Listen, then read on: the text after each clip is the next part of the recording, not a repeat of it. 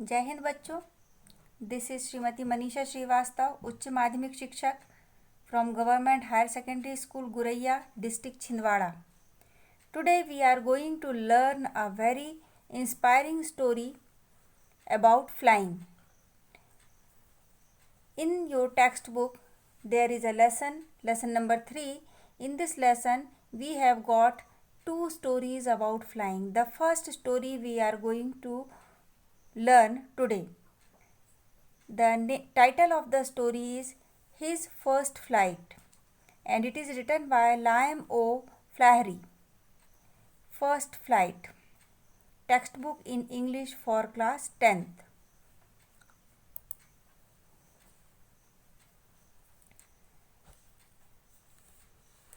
First of all, we will see the overview of the chapter.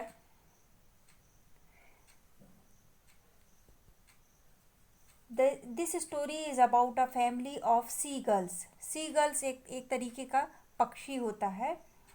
There was a young seagull in the family who was unable to fly even other several tries.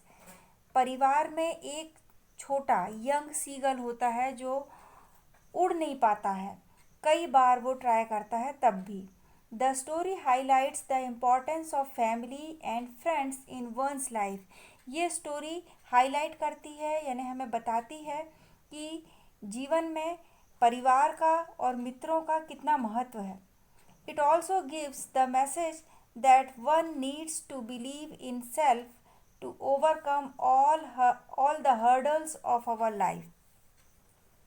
ये कहानी हमें ये भी बताती है कि किस तरीके से जब हम अपने आप पर विश्वास करते हैं और हमारी सारी बाधाओं को हम ओवरकम कर लेते हैं, उनको पार कर लेते हैं, तो अपने जीवन में हम सफल हो जाते हैं. Let's start the story. His first flight. The young seagull was alone on his ledge. Young seagull यानी छोटा जो सीगल पक्षी है वो अकेला बैठा हुआ है अपनी लेज यानी बिल्कुल किनार पर. His two brothers and his sisters had already flown away the day before. उसके दो भाई और उसकी बहन पहले ही उड़कर जा चुके हैं एक दिन पहले. He had been afraid to fly with them. उसे बहुत डर लग रहा था उनके साथ उड़ने के लिए. Somehow when he had taken a little run forward the brink of the ledge and attempted to flap his wings, he became afraid. किसी तरह से वह ब्रिंक ऑफ द लेज यानी जो शेल्फ है उसके किनारे पर पहुंचता है, अपने पंखों को फ्लैप करता है, फड़फड़ाता है, पर वह डर जाता है. ही बिकेम अफ्रेड यानी डर जाता है वह. The great expanse of sea stretched down beneath, and it was such a long way down, miles down. एक बहुत बड़ा विस्तार समुद्र का नीचे उसके नीचे है और वो इतना लंबा विस्तार है कि मीलों और कई मीलों तक फैला हुआ है. He felt certain that his wings would never support him. अब उसने ये निश्चित सोच लिया. फेल्ट यानी महसूस करा, सर्टेन यानी ये उसको निश्चित हो गया कि उसके पंख उसको सपोर्ट नहीं करेंगे. यानी ये उसके मन में भाव आ गया कि मैं उड़ नहीं पाऊंगा, मेरे पंख मेरा सहयोग नहीं करेंगे. So he bent his head and ran away back to the little hole under the ledge where he slept at night. जब उसने ये महसूस कर लिया कि नहीं उड़ पाऊंगा तो वो वापस उस छोटे से होल यानी छेद पे पहुंच गया जो लेज यानी शेल्फ पे बना हुआ था और उस रात वह वहीं सोया. Even when each of his brothers and his sisters, whose wings were far shorter than his own, ran to brink. जबकि उसके ब्रदर्स और सिस्टर के पंख कई उससे कहीं छोटे थे, वो ब्रिंक तक यानी किनारे तक दौड़कर आए जबकि उनके पंख भी बहुत छोटे थे. फ्लैप्ड देयर विंग्स, उन्होंने अपने पंखों को फड़फड़ाया. एंड फ्लू अवे, और वो दूर उड़ गए। He failed to muster up courage to take that plunge which appeared to him so desperate. वो मस्टर अप यानी इकट्ठा नहीं कर पा रहा था, गैदर नहीं कर पा रहा था उस करेज को, साहस को, जो उसे प्लंज करने के लिए, प्लंज यानी डाइव करना, छलांग लगाने के लिए उत्साहित करे। Which appeared to him so desperate, उसके कारण ही वह बहुत ज़्यादा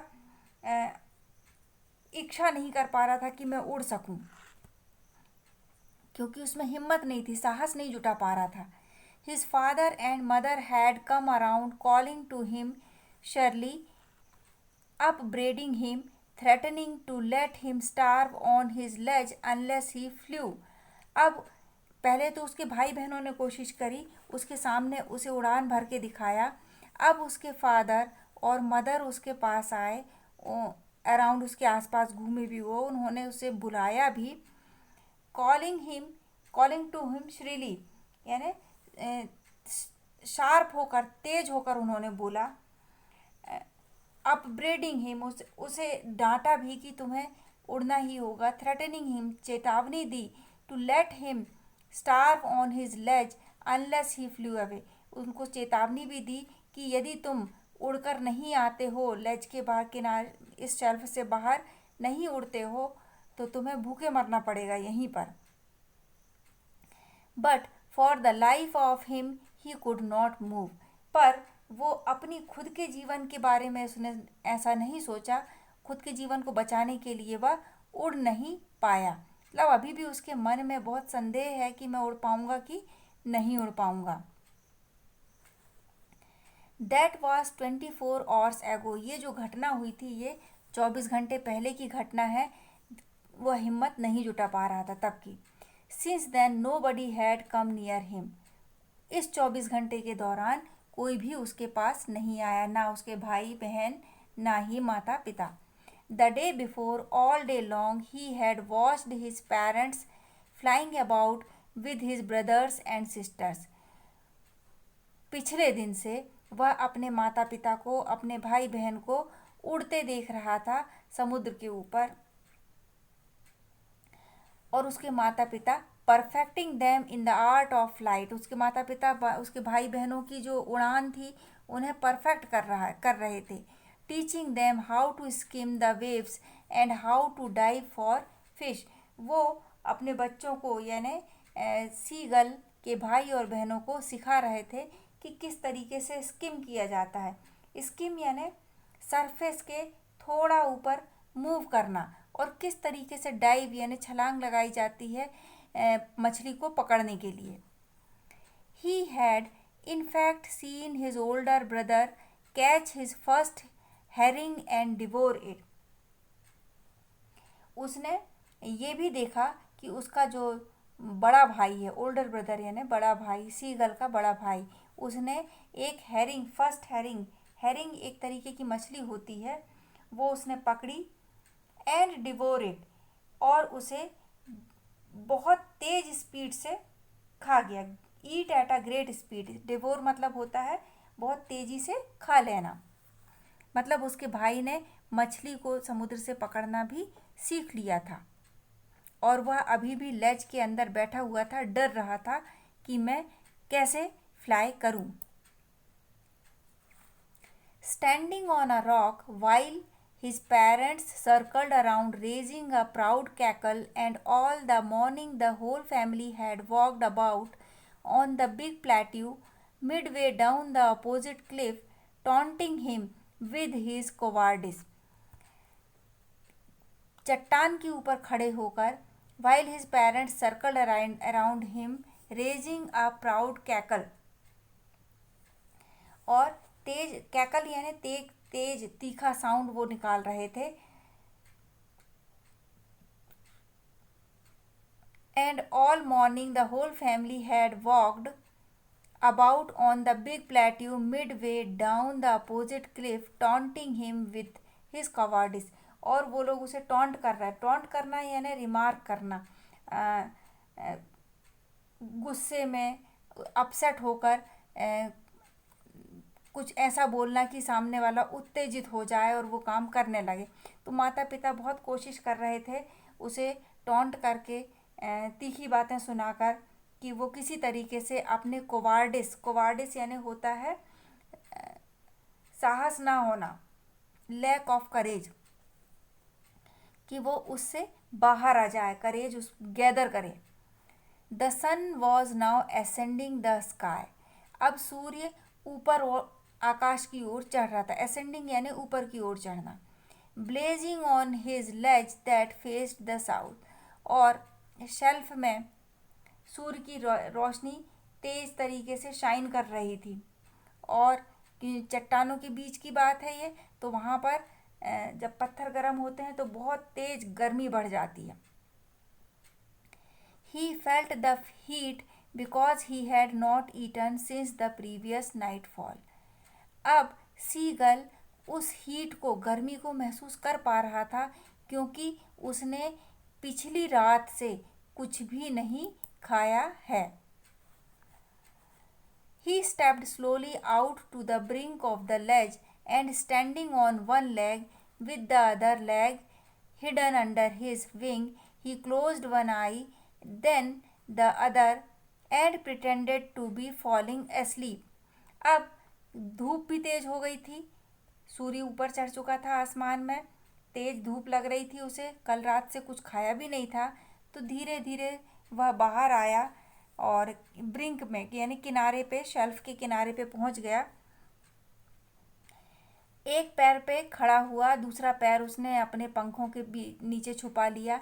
एक आंख बंद किया, फिर दूसरी आंख बंद कर लिया और फिर ऐसा प्रिटेंड किया। प्रिटेंड करना यानी दिखावा करना कि वो सो रहा हो जैसे।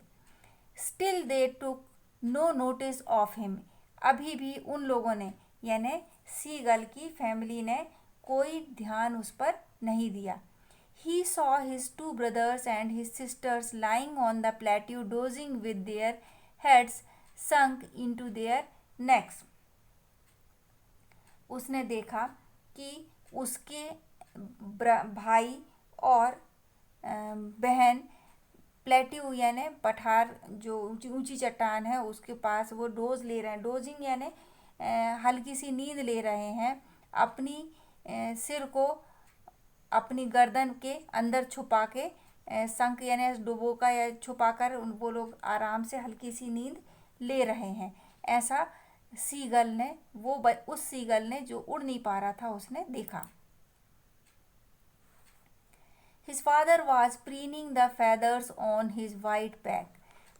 उसके पिताजी अपने पंखों को स्मूद कर रहे हैं, यानी चोंच से अपने पंखों के बीच बीच में चोंच फिरा के उनको स्मूथ यानी चिकनाहट ला रहे हैं। Only his mother was looking at him. सिर्फ उसकी माँ का ध्यान उस सीगल की ओर था।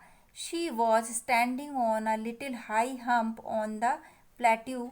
वह थोड़ी ऊंची जगह पर खड़ी हुई थी। ऑन द प्लेट्यू, उस पठारनुमा चट्टान के ऊपर थोड़ी ऊंचाई में खड़ी हुई थी। हर वाइट ब्रेस्ट थ्रस्ट फॉरवर्ड। वह थोड़ा सा आगे को बढ़ी। Now and again she tore at a piece of fish that lay at her feet and then scraped each side of her beak on the rock. उसने एक मछली जो उसके पैरों के पास पड़ी हुई थी उसका एक छोटा सा टुकड़ा लिया और चट्टान में दोनों ओर अपनी बीक से पकड़ के उसको रब किया, थोड़ा सा घिसा। स्क्रैप करना यानी यहाँ पर थोड़ा सा घिसना। The sight of the food maddened him. और ये जो भोजन का दृश्य था, फूड, वो जो मछली थी वो सीगल के लिए भोजन थी।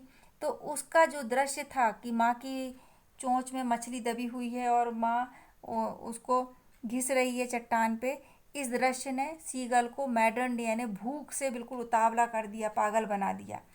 How he loved to tear food that way. उसे कितना अच्छा लगता था इस तरीके से भोजन को तोड़ के खाना। Scraping his beak now and again to whet it. अब वेट करना यानी to increase interest in it यानी भोजन में अपनी रुचि बढ़ाना, यहाँ पर वेट मतलब हुआ। तो भोजन में रुचि बढ़ाने के लिए इस तरीके से चोंच में मछली को पकड़ के चट्टान में इधर उधर जो रगड़ते हैं, मतलब एक तरीके से भोजन में रस उत्पन्न करने का ये काम करता है। गा गा गा, he cried, begging her to bring him some food. Ga call ah, she screamed back derisively. वो जोर जोर से चिल्लाने लगा अपनी उनकी सांकेतिक भाषा में कुछ भोजन पाने के लिए। गा कॉल आ, शी स्क्रीम्ड बैक डिजायरेटिवली, मतलब मॉकिंगली, चिढ़ाने के तरीके से माँ ने भी चीख कर उसका जवाब दिया। But he kept calling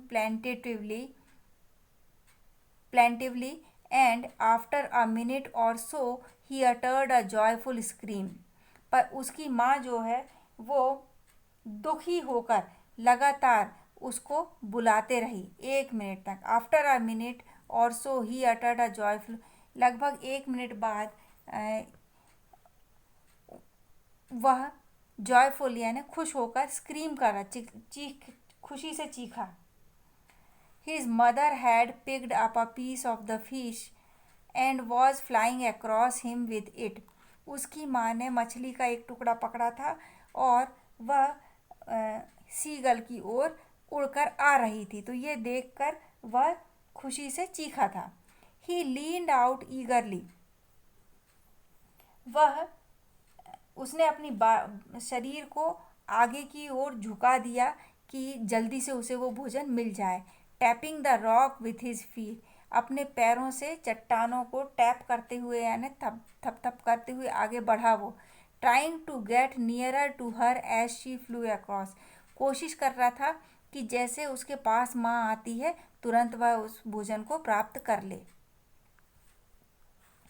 But when she was just opposite to him, she halted, her wings motionless, the piece of fish in her beak almost within reach of his beak. He waited a moment in surprise, wondering why she did not come nearer, and then, maddened by hunger, he dived at the fish.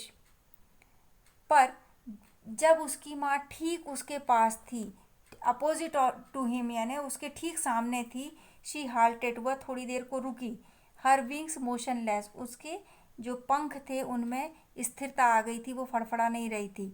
The piece of fish in her beak almost within reach of his beak, जो मछली का piece था जो माँ के चोंच में दबा हुआ था, वो लगभग सीगल की चोंच के पहुँच के पास था।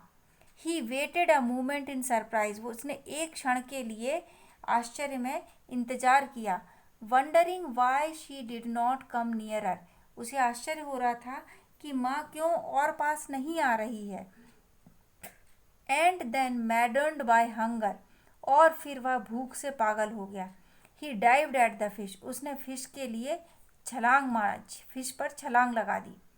With a loud scream he fell outwards and downwards into the space. पर जैसे ही उसने छलांग लगाई तो एक जोरदार उसने चीखा। अब वो आउटवर्ड बाहर की ओर और नीचे की ओर डाउनवर्ड यानी चट्टान की ऊंचे हिस्से पे वो शेल्फ पे बैठा हुआ था, अब वो स्पेस में डाउनवर्ड नीचे की ओर गिरते जा रहा था, यह उसने महसूस किया। Then a monstrous terror seized him and his heart stood still. और फिर एक मॉन्स्ट्रस यानी होता है बहुत अधिक भयावह, टेरर यानी डर उसके अंदर हृदय में उत्पन्न हुआ। हिज हार्ट स्टूड स्टिल, उसका हृदय जो है वो एकदम स्थिर हो गया, मतलब दिल उसका सूखने लगा कि अब क्या होगा, डर गया वो। ही कुड हियर नथिंग, अब उसे कुछ सुनाई नहीं पड़ रहा था। But it only lasted a minute, पर ऐसा जो है वो सिर्फ 1 मिनट के अंदर समाप्त हो गया। द नेक्स्ट मोमेंट से seagull felt his wings spread outwards, अगले ही क्षण उसने ये महसूस किया कि उसके पंख बाहर की ओर फैल गए हैं। The wind rushed against his breast feather, और जो हवा चल रही है वह उसके सामने के हिस्से के पंखों को धक्का दे रही है, अगेंस्ट है उसके। Then under his stomach and against his wings, और फिर जो हवा जो है वो उसके पहले उसने महसूस किया उसके ब्रेस्ट फैदर के सामने है, फिर उसने महसूस किया कि स्टमक पे भी हवा है, और फिर ये भी महसूस किया कि उसके पंखों को उड़ने के लिए हवा अवरोध उत्पन्न कर रही है। He could feel the tip of his wings cutting through the air. अब वह महसूस कर सकता था कि उसके पंखों के जो टिप यानी सब अंतिम छोर है वो हवा को काट रहे हैं। हवा को काट रहे हैं मतलब वह उड़ पा रहा है। He was not falling headlong now. अब वो बिल्कुल हेडलॉन्ग यानी सिरे से नीचे की ओर सिर की डाउनवर्ड करते हुए फॉल नहीं हो रहा है, गिर नहीं रहा है वो। He was soaring gradually downward and outwards. अब वह नीचे की ओर he was soaring gradually downwards, वह धीरे धीरे जो नीचे गिर रहा था, एंड आउटवर्ड्स और बाहर की ओर गिर रहा था। He was no longer afraid, अब वह इस बात से डर नहीं रहा था। He just felt a bit dizzy, अब उसको हल्का सा कन्फ्यूज्ड महसूस हुआ, थोड़ा स्पिनिंग यानी चक्री टाइप का महसूस हुआ। डिजी यानी कन्फ्यूज्ड या फिर spinning. Then he flapped his wings once and he soared upward, फिर उसने अपने पंखों को एक बार फड़फड़ाया और फिर ऊपर की ओर वह उड़ने लगा। सोर यानी होता है फ्लाइंग अपवर्ड। गा गा गा गा गा गा गा कॉल ऑफ, ये जो साउंड रिपीटिशन यहाँ पे दिया है ये सांकेतिक भाषा पक्षियों की आपस में बातचीत करने की दी हुई है। His mother swooped past him, her wings making a loud noise. उसकी माँ उसके पास से पाउंस करते हुए मतलब उसके सामने से गुजरी बिल्कुल उड़ते हुए। He answered her with another scream. उसने माँ की इस स्वूप का जवाब दिया दूसरी स्क्रीम, ये स्क्रीम यानी खुशी से चिल्लाकर। Then his father flew over him screaming, और फिर अब उसके पिताजी भी उसके ऊपर खुशी से चीखते हुए उड़ रहे थे। He saw his two brothers and his sisters flying around him curving and banking and soaring and diving, उसने देखा कि उसके दो भाई और उसकी बहन भी उसके आसपास उड़ रहे हैं। कर्वेटिंग यानी move, curvetting means moving with an action resembling a horse's leap, बिल्कुल वैसा ही एक्शन करते हुए जैसे कि घोड़े दौड़ रहे हों। एंड बैंकिंग, बैंकिंग यानी होता है flying with one wing higher than the other, यानी एक पंख को ऊंचा कर उठाते हुए उड़ना। एंड सोरिंग, सोरिंग का अर्थ भी होता है अपवर्ड, ऊपर की ओर उड़ना। एंड डाइविंग, और मतलब छलांग लगाना। Then he completely forgot that he had not always been able to fly, और अब वह पूरी तरह से भूल चुका था कि वह कभी उड़ना नहीं जानता था, वह उड़ नहीं सकता था। एबल यानी सकना, कर सकना। And commended himself to dive and soar and curve and shrieking shrilly, और अब उसने कमेंडेड हिमसेल्फ अपनी खुद की प्रेज करी। कमेंड करना यानी प्रेज करना, बड़ाई करना, कि अब वह डाइव कर सकता है, सोर, सोर यानी अपवर्ड उड़ सकता है, कर्वेटिंग कर सकता है यानी हॉर्स की तरह उड़ सकता है, श्रीकिंग कर सकता है, एंड देन श्रीली, और अच्छी तरह से उड़ भी सकता है। He was near the sea now, अब वह समुद्र के पास था। Flying straight over it facing straight out over the ocean, अब वह समुद्र के ठीक ऊपर था और समुद्र के ऊपर स्ट्रेट सीधा उड़ पा रहा था, समुद्र का सामना कर पा रहा था। He saw a vast green sea beneath him. उसने देखा एक बहुत विस्तृत हरा समुद्र उसके नीचे है।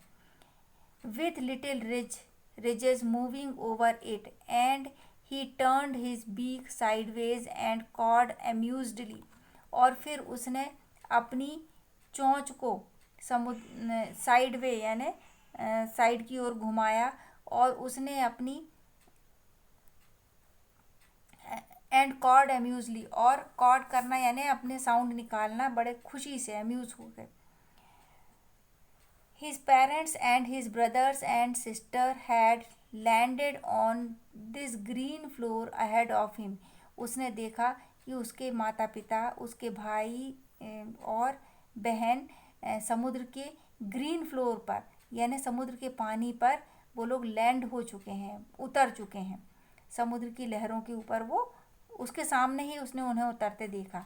दे वर बैकनिंग टू हिम, वे उसे बैकनिंग यानी सिग्नल दे रहे थे कि तुम भी इस तरीके से कर सकते हो। कॉलिंग श्रीली, और जोर से उत्साहित करते हुए उसे बुला रहे थे। And attempted sorry his legs sank into it, उसके पाँव जो है अब वो समुद्र के पानी में डूबे। ही स्क्रीम्ड विथ फ्राइट, अब वह डर से चिल्लाया। And attempted to rise again, और उसने कोशिश करी कि वह दोबारा से ऊपर उड़ जाए। फ्लैपिंग हिज विंग्स, और अपने पंखों को फड़फड़ाए, ये उसने कोशिश करी।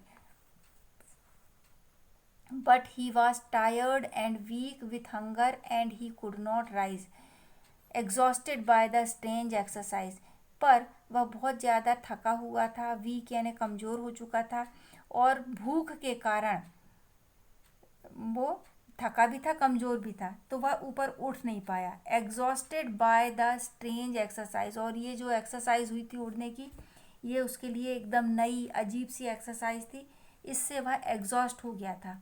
एग्जॉस्ट हो जाना यानी थक जाना, पूरी एनर्जी समाप्त हो जाना। His feet sank into the green sea, उसके पैर अब डूब चुके थे हरे समुद्र में।